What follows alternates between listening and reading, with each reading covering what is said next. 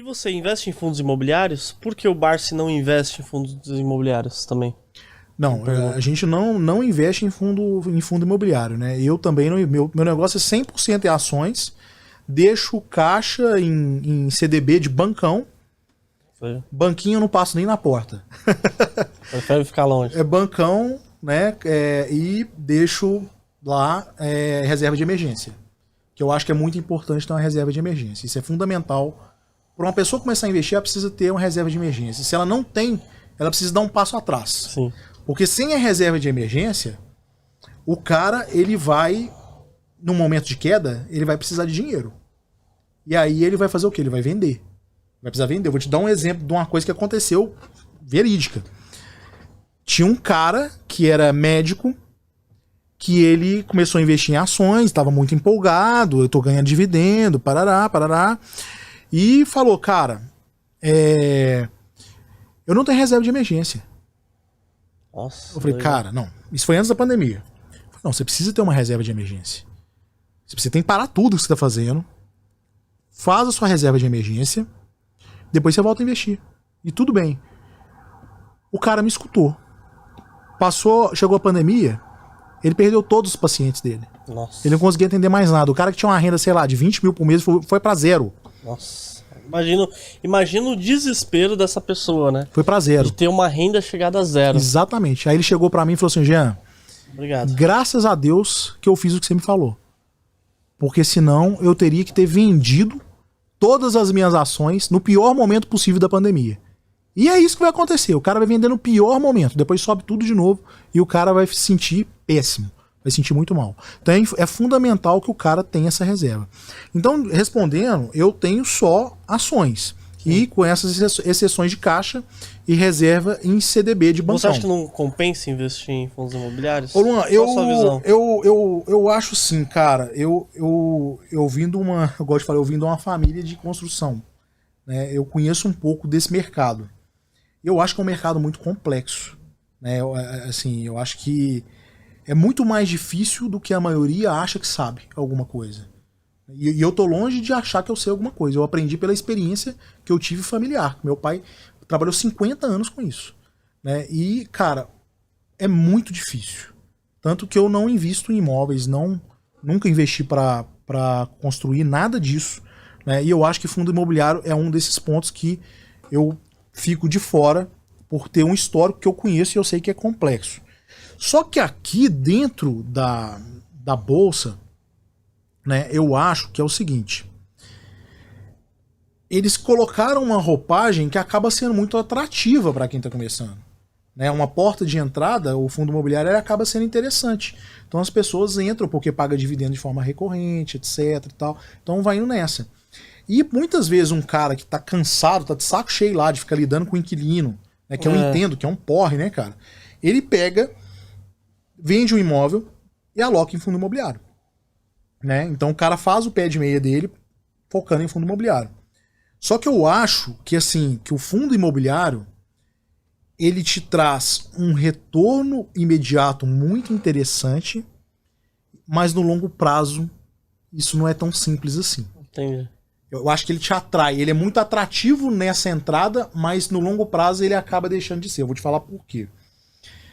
Porque, assim, imagina que você vendeu seus imóveis, você vai se aposentar, você coloca o fundo imobiliário.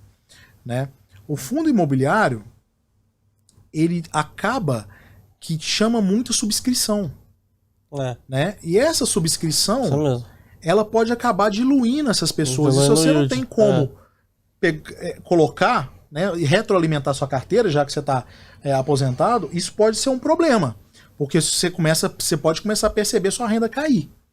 Né? E para quem está aposentando é um problema.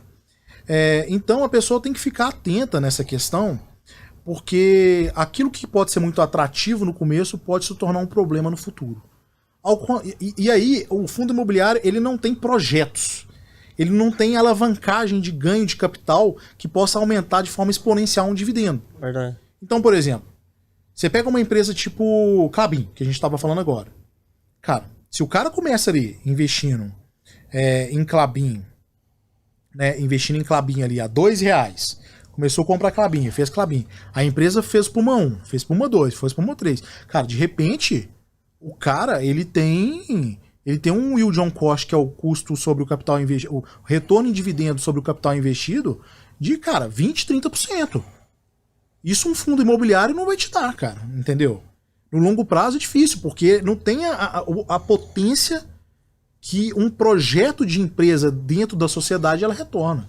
É completamente diferente, né? Então eu acho que as pessoas, elas podem ter o fundo imobiliário com porta de entrada, mas talvez para aprender, né? Mas Entendi. começa a migrar, conhecer empresas, entrar em projetos que vai acabar gerando valor para a sociedade como um todo.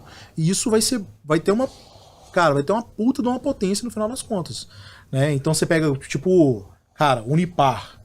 O Barsi comprou centavos. Nossa. Né? Recebeu, sei lá, agora pagou no trimestre, acho que R$4 de dividendo. Pô, R$4 um trimestre, né? Isso um fundo imobiliário ele nunca vai te proporcionar, nunca. A chance é zero disso acontecer, né? E fora que eu acho que a parte de gestão desses fundos, eu acho que precisa um pouco mais de transparência. Eu acho que... Tá meio nebuloso. Acho que tem muita sujeira debaixo do tapete ainda. Eu não me sinto confortável, sabe? Boa. Mas eu respeito. Eu acho que, cara, Sim. todo mundo tem que investir. Eu acho que o importante é investir. E é onde o cara se sente mais confortável. Talvez o cara, por uma familiaridade com o imóvel que ele vem, da vivência dele, faça sentido ele começar e depois vai aprendendo e migra para ação, etc, né? Mas o cara tem que pensar que, historicamente, né, a potência de ação não tem como comparar, cara. É muito grande, né? A diferença é muito maior, porque pode se multiplicar várias vezes, né? Sim, não, sem dúvida, sem dúvida. Então, é isso, cara. Eu acho que o importante é começar, dar o primeiro passo, né? Se você procurar ações, o Barsi até falou comigo ontem assim, ó. Aí eu tava com ele antes da noite de autógrafo. E aí ele falou assim, ó, Jean, você sabe de uma coisa? Quando eu escrevi o estudo do Ações Garantem um Futuro, eu falei que no final que ações garantem um futuro. Hoje eu ia mudar. Eu ia colocar o seguinte, ações garantem um ótimo futuro. Falou isso aí? O Barsi é sensacional, né? Os ensinamentos dele é muito bom. Já. Então, assim, é alguém que trilhou um caminho, né? Humildade, muita simplicidade, veio lá de baixo e conseguiu um ótimo futuro com ações. Não foi com fundo imobiliário. Né? E, na verdade, a gente tem que espelhar, né? Inspirar quem chegou lá, né? Verdade, quem com deu certeza. certo. Eu não conheço nenhum investidor de fundo imobiliário que ficou rico com fundo imobiliário. Que conseguiu virar a vida com fundo imobiliário. Milionário, né?